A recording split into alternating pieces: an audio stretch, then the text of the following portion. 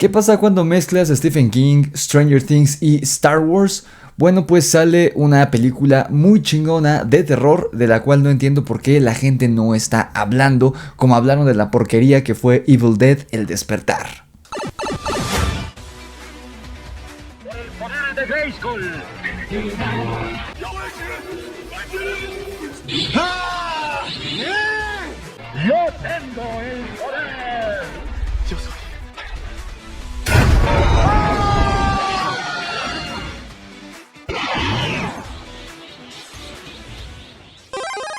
¿Cómo están, queridos amos y amas del multiverso? Espero que se encuentren muy pero muy bien. Yo les doy la bienvenida a esto que es Rix y los amos del multiverso. Queridos amigos, el verano ya comenzó y con ello ha iniciado la temporada de estrenos. Simplemente este mes ya se estrenó Across the Spider-Verse, The Boogeyman, la película de la que vamos a hablar hoy. En unos cuantos días se estrena The Flash. Hace poco se estrenó La Sirenita, ya prácticamente en junio. Falta Las Tortugas Ninja, falta La Noche del Demonio. Y eso es solamente en junio, porque hay estrenos de aquí hasta septiembre más o menos. Así que ahora sí vamos a estar reseñando varias películas. Incluso va a haber semanas en las que reseñe 2 películas por semana.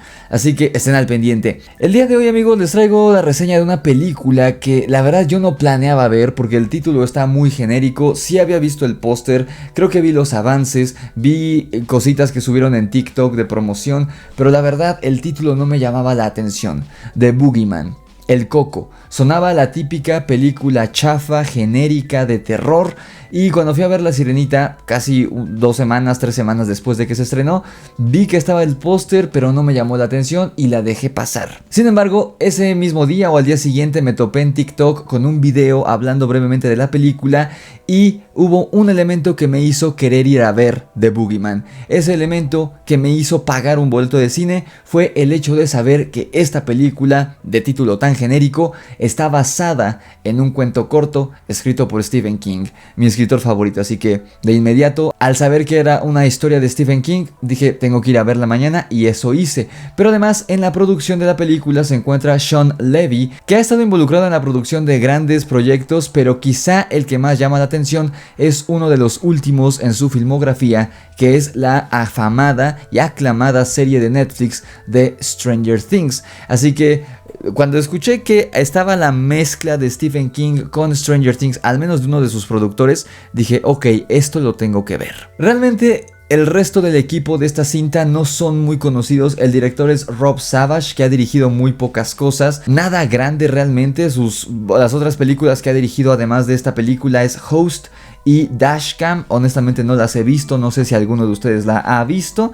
Y de hecho, del elenco de actores, la única que es medianamente conocida es una de las actrices, la que hace de la niña pequeña, que es Vivian Lyra Blair, a quien vimos como la princesa Leia en su versión de niña en la serie de Obi-Wan de Disney Plus hace un año. Fuera de ella, el resto del elenco es prácticamente desconocido. La película contó con $35 millones de presupuesto, un presupuesto bastante bajo, y fue producida por la 20th Century Fox, pero sí se nota que es una cinta de bajo presupuesto. Sin embargo, es una película muy buena. Por primera vez en un año, desde que vi El Teléfono Negro, me topo con un trabajo decente de terror. Porque recuerdan la reseña que hice hace unos meses con Evil Dead: El Despertar, de la que todos estaban hablando. Había críticas mixtas, sobre todo de los fans de la franquicia de Evil Dead, que decían que era mala porque no se parecía a Evil Dead. Había otros que decían que era muy buena, y cuando la vi me topé con una película más, una película genérica, terrible, aburrida, sin mensaje, y eso me inspiró a hacer una videoreseña, un video ensayo más bien, de por qué la decadencia del género de terror, al menos en el ámbito mainstream, en el ámbito más popular del cine en los últimos años. Y es que Evil Dead solamente jaló gente porque tenía el subtítulo Evil Dead, porque realmente nada tiene que ver con la franquicia. Es una película chafísima, mal actuada, mal producida, todo está terrible, los efectos son horribles, todo está mal con Evil Dead, y aún así hizo mucho ruido, para bien o para mal, pero la gente fue a verla. Y The Boogeyman, en cambio, no hizo nada de ruido. Les digo, yo ni siquiera había visto el avance, si no mal recuerdo. Lo primero que me topé, ya se había estrenado la película, y fue el póster en el cine, un arte muy genérico. La campaña de marketing que le hicieron no fue para nada favorecedora, nadie se enteró enteró de esta película y ya lleva creo que 1 o 2 semanas en cartelera, pero yo se las recomiendo hoy porque es una gran película de terror. No está al nivel del Teléfono Negro, que por cierto también está inspirada en un cuento de Joe Hill, el hijo de Stephen King, solamente que ahí contamos con un gran director del tamaño de Scott Derrickson, que nos trajo El exorcismo de Emily Rose, Doctor Strange, Siniestro y grandes películas de terror. Y además ahí tenemos como antagonista a Ethan Hawke.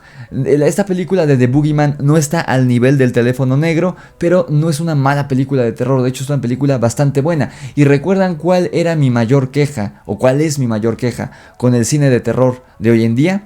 Que no tiene ningún mensaje. Las películas de terror mainstream de hoy en día, de unos años para acá, simplemente es una colección de jumpscares. No tiene historia, no hay una trama, son películas aburridísimas. Cuando el género de terror es uno de los géneros más nobles para utilizar a un monstruo, a una criatura, a un fantasma, a una casa embrujada, a una casa maldita, como alegoría de los grandes terrores a los que se enfrenta el ser humano. Evil Dead, El Despertar, recuerdan que mencionaba cuando reseñé la película que parecía que se iba a tratar de una película que hablaba sobre la maternidad, sobre cómo ser una buena o una mala madre, lo que conlleva en la vida de una mujer convertirse en madre, incluso cuando no quiere serlo, qué es lo que convierte a una buena madre en una buena madre y a una mala madre en eso. Parecía en los primeros minutos de la película que ese iba a ser el mensaje, algo como lo que vemos en la película de Mamá de Andy Muschietti, producida por Guillermo del Toro, una gran obra de terror de hace unos años. Parecía que Evil Dead El Despertar iba a hacer eso en los primeros minutos, pero después de los primeros 15 minutos de la película, en cuanto termina el primer acto, se convierte en una película genérica de terror, de las peores que he visto en mi vida. Pues The Boogeyman, al contrario de Evil Dead El Despertar, sí tiene un tema, sí tiene una tesis. Habla no sobre la maternidad, sino sobre la paternidad, sobre el duelo después de una pérdida y un poco sobre la masculinidad tóxica pero bien llevada, y sobre el superar una pérdida, seguir adelante y hablar de los sentimientos con los seres queridos, porque así es como se supera uno de estos demonios, el demonio de la depresión, el demonio del duelo tras la pérdida de un ser querido. De eso trata The Boogeyman. ¿De qué va la película de The Boogeyman? Sin hacer mucho spoiler, realmente no hay como un spoiler de la película. La trama como tal, la historia sí puede ser un poco genérica, la puedes comparar con N cantidad de películas de terror, incluso de décadas pasadas. Es la historia de una familia poco convencional, porque es el padre con sus 2 hijas, una chica adolescente que va en la preparatoria y una niña como de 8 años. La característica de esta familia es que acaban de perder a la madre acaba de morir en un accidente de auto, y aunque pareciera que va a ser la historia arquetípica, estereotípica de terror de la familia rota y que empieza a enfrentar algo sobrenatural derivado de las emociones negativas que están viviendo, le dan un pequeño giro. Porque casi siempre el que en estas películas muere es el papá y se quedan con la mamá. De hecho, en Evil Dead el que falta es el papá, porque los abandonó. Aquí es el padre quien está a cargo de las 2 niñas. Y pareciera como que va a ser la típica relación de las películas de terror, ya saben, la adolescente odiosa que no quiere hablar con su papá ni con su hermana, que está harto de todos, que se avergüenza de todo, y la niña pequeña que es inocente y susceptible a ver todo lo paranormal de la casa, y el papá es el bonachón que no cree al principio, pero se va topando con cosas. No, aunque pareciera los primeros 2-3 minutos de la película que esa va a ser la relación de los personajes, no es así.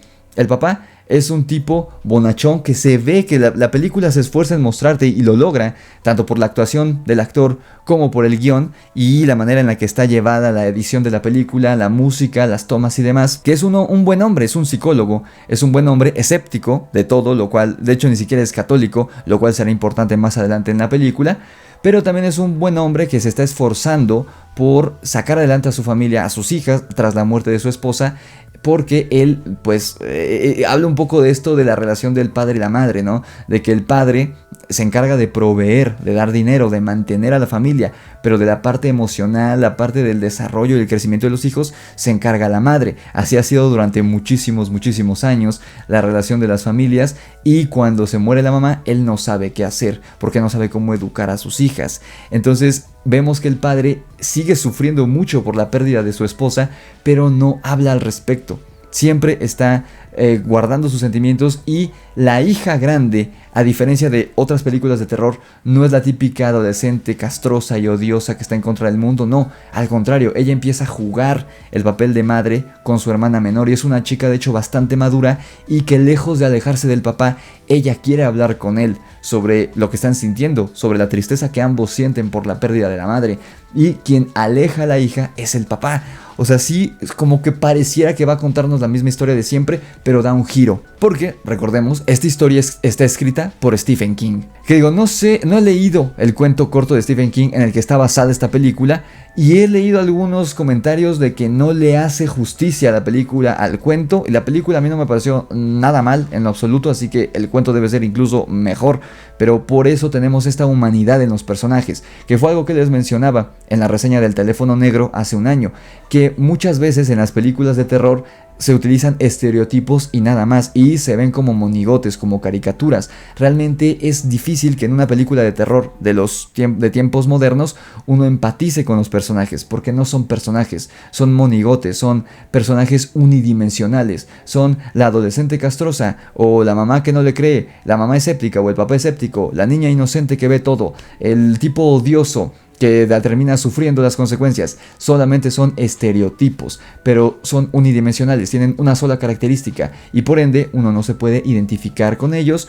Por lo mismo no logras empatizar con los personajes. Aquí sí empatizas. Es lo que sí logra esta película. Esta empatía con todos los personajes. No solo con el papá y la niña, sino también con la niña pequeña. Y también esta película, algo que hace muy bien, siendo una película de terror, es que recupera o retoma algo que hacen las películas de terror de antes, que es que no sobreexpone a la criatura, al monstruo, al boogeyman, porque también no culpo a la gente y porque entre ellos me incluyo yo, que no estaba interesada en un inicio en la película por el título.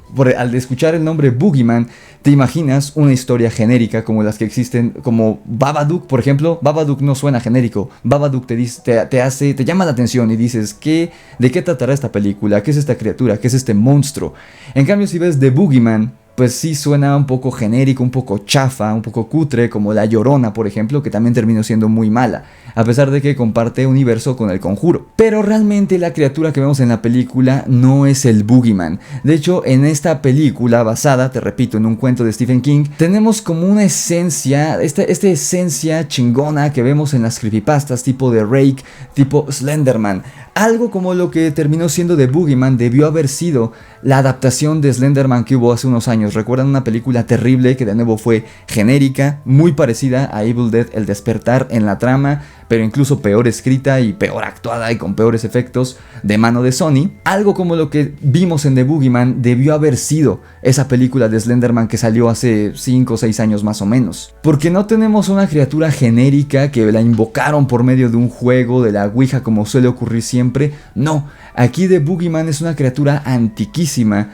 Incluso hay una frase, un diálogo muy interesante de uno de los personajes que dice: porque esta criatura le tiene miedo a la luz, esta criatura únicamente actúa en la oscuridad, tanto físicamente como a manera de alegoría, solamente actúa en la oscuridad y ataca a las personas que están susceptibles, que están débiles, porque están tristes o deprimidas o lo que sea, ¿no? Así es como esta criatura encuentra a sus víctimas. Y el hecho de que físicamente actúe y solo se haga presente en los lugares oscuros también es muy interesante, porque da lugar a esta frase de uno de los personajes que dice: el único miedo que le tiene es a la luz. Y la señora tiene velas prendidas por toda su casa. Y dice: el fuego fue el primer instrumento con el que el ser humano se iluminó. Así que quizá este ser es tan antiguo como el fuego. Por ende, este ser es incluso más antiguo que el ser humano. No es un demonio o algo genérico, no es un fantasma, no es una casa embrujada que ya hemos visto millones de veces. No, aunque no se ahonda mucho en el Boogeyman de esta película, se nos da a entender que es pues una criatura física, porque es una criatura física que se le puede derrotar de manera física, pero es muy antigua, tiene eones de edad, siempre ha aterrorizado a las personas, al ser humano, y eso es genial, porque te dicen y te muestran lo necesario para que le temas a la criatura. Siempre lo vemos entre sombras, pero no tenemos estas escenas típicas de los jumpscares. De hecho, aquí te hacen creer que va a haber jumpscares y sí los hay, pero no están jugando contigo. Realmente los sustos funcionan. Hay un elemento narrativo muy interesante, que es de la hermana pequeña. Tiene una lámpara que es una especie de bola, una bola de luz. Como una especie de, pues sí, como de lámpara esférica. Y ella la arroja a los pasillos oscuros de la casa para ver más allá, a donde ya no pueden ver sus ojos. Y hay una escena en la que algo rompe la esfera. Y hay varias escenas en las que aparece debajo de la cama la criatura, en el closet. O sea, los típicos miedos, los arquetípicos miedos del monstruo en el closet, el monstruo bajo la cama, el monstruo en las sombras de la casa. Pero aquí no es nada más el jumpscare. No es la típica película en la que ves un rostro en el fondo y cuando el personaje voltea ya no está. No, aquí cuando el personaje voltea a ver lo que hay detrás de él, o lo que hay en el closet, o lo que hay debajo de la cama, la criatura está ahí. Y tanto el personaje como la audiencia se caga de miedo, porque además esta criatura sí hace efecto físico, sí tiene consecuencias físicas en los protagonistas, los puede atacar de manera física. Y por primera vez en mucho tiempo le tienes miedo a la entidad en una película de terror, porque muchas veces no te crees lo que está ocurriendo en pantalla, porque dices, bueno, ¿por qué le tienen miedo a este ser? ¿Por qué le tienen miedo a esta entidad si no puede correr, si no te puede atrapar, si solamente se puede hacer presente, no sé, en los espejos o en la televisión o lo que sea? Aquí no pasa eso. Aquí sí ocurre, aquí sí está ahí físicamente la criatura, puede atacar a las personas, puede atacar a los protagonistas y temes por ellos. Hay una escena muy chida en la que realmente empiezan a creerle a la niña y empiezan a temerle más a la criatura porque algo le hace a la niña pequeña. Me refiero al papá y a la hermana mayor, que la hermana está un poco dubitativa si existe o no, si es real o no, si es imaginación de la niña, si es su imaginación, si están sugestionadas por la depresión que están pasando, por la muerte de la mamá, y el papá definitivamente no lo cree. Pero después de que la niña pequeña vive algo con la criatura, es que empiezan a creerle, y en verdad está muy aterradora. Porque claro, los niños son el mejor elemento narrativo en las películas de terror, y aquí esta niña, Vivian Lyra Blair, les repito, quien fue la princesa Leia en su versión niña en Obi-Wan, lo hace genial. De hecho, creo que es de las mejores actrices de la película, y eso que los demás también lo hacen bastante bien. Y lo que les dije al inicio de la reseña, lo sostengo. Sí se habla un poco de masculinidad tóxica, en el sentido de que el padre, que es un psicólogo, no es el típico papel de macho que golpea a la mujer, que es mecánico. No, aquí el papá es un hombre estudiado, incluso un hombre físicamente no imponente, es decir, no es un héroe de acción. No tenemos a Sylvester Stallone o Arnold Schwarzenegger como el protagonista. Es un hombre común y corriente, que es un psicólogo, que es una buena persona, que es un hombre que opta por resolver las cosas de manera con un diálogo no violenta. Incluso hay una escena al inicio de la película que un asesino o un supuesto asesino entra a su casa, a su consultorio, y él, en vez de confrontarlo de manera física, llama a la policía, cosa que nos dice mucho del personaje, qué tipo de persona es. Vaya, lo que voy, no es el típico estereotipo de macho sexista, y sin embargo no quiere hablar de sus sentimientos, no quiere hablar de lo triste que está por la muerte de su esposa con sus hijas, también en parte para no hacerla sentir peor. No quiere que lo vean débil, no porque le dé miedo o porque los hombres no lloran, sino porque sabe que si se rompe, sus hijas se van a romper, o si lo ven roto, sus hijas se van a romper, aunque él está destrozado. Y no es sino hasta el final de la película que habla de sus sentimientos. Ese es el gran mensaje en The Boogeyman. No tanto la criatura es un elemento narrativo, pero es una simbología, es una analogía de la tristeza, de todos los sentimientos negativos que están presentes en una familia cuando uno de los miembros muere, y cómo puede estos sentimientos negativos, cómo pueden destruir esta oscuridad, cómo puede destruir a la familia después de la pérdida. Y depende de la unión de todos si salen adelante o no, porque la muerte de un miembro de la familia no tiene por qué significar la destrucción, la ruptura de la familia. Pero muchas veces, tristemente, así ocurre. Después de la muerte de alguno de los miembros de la familia suele disolverse porque no saben cómo sobrellevar el duelo, no saben cómo adaptarse a esa nueva rutina, cómo vivir sin ese miembro que ahora falta en la familia. Ese es el mensaje de The Boogeyman. Cómo juntos crean la luz que derrotará las sombras, que derrotará la oscuridad proveniente de esta pérdida. Y hay mensajes muy bonitos, al igual que en El teléfono negro, sin hablarse del todo del más allá, sin hablarse del todo de fantasmas, de la vida eterna, sin hablar de religión. Hay bastantes mensajes muy bonitos en la película de The Boogeyman que me recordó un poco al teléfono negro. Realmente podemos ver que en Joe Hill, hay mucho de la escuela de su padre, de Stephen King.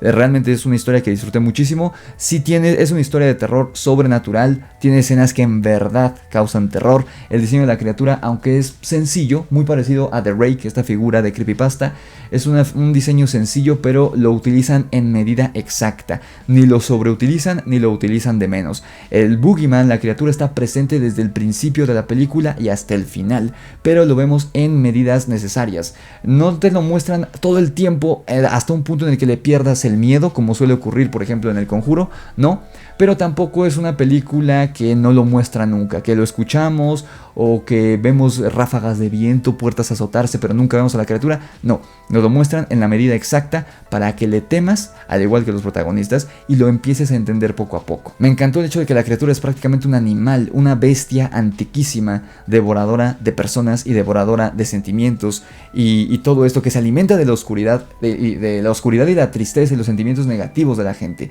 Eso me encantó que lo vences con la luz, porque funciona tanto como elemento narrativo y como analogía de lo que simboliza la criatura en esta película. Sin duda una gran película de terror que también tiene un mensaje muy conmovedor y que les recomiendo muchísimo, aunque no es Halloween, no es temporada todavía de terror.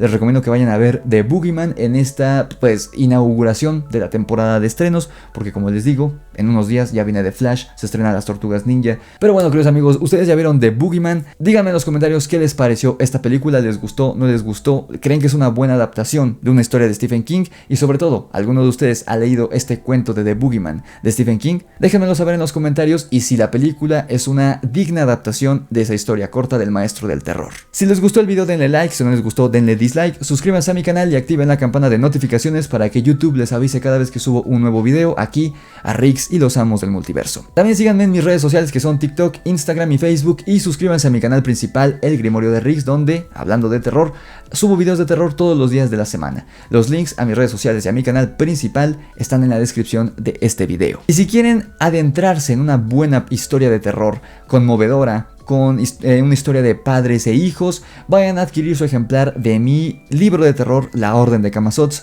disponible en Amazon con entregas a todo el mundo. Pueden ir directamente a Amazon y buscar el título, o les dejo el link en la descripción del video para que vayan y pidan su ejemplar. Está a un precio muy accesible y está disponible en todo el mundo. Y ahora sí, sin más que decir amigos, yo me despido, les traigo un video muy especial para el final de esta semana sobre Secret Invasion, que ya casi se estrena en Disney Plus. Así que yo me despido, que la fuerza los acompañe y nos vemos en el próximo video.